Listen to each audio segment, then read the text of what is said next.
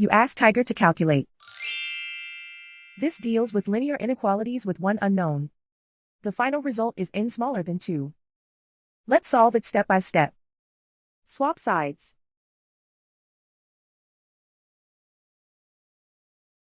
Group all constants on the right side of the inequality. Add 10 to both sides.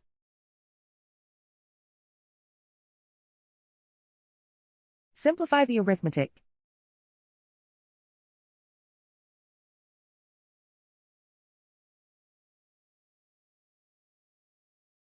Isolate the n. Divide both sides by 10.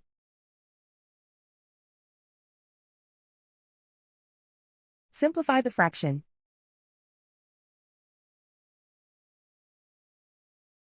Find the greatest common factor of the numerator and denominator.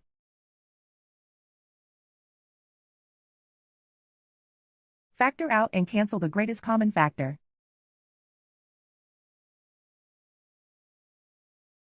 Plot the solution on a coordinate grid.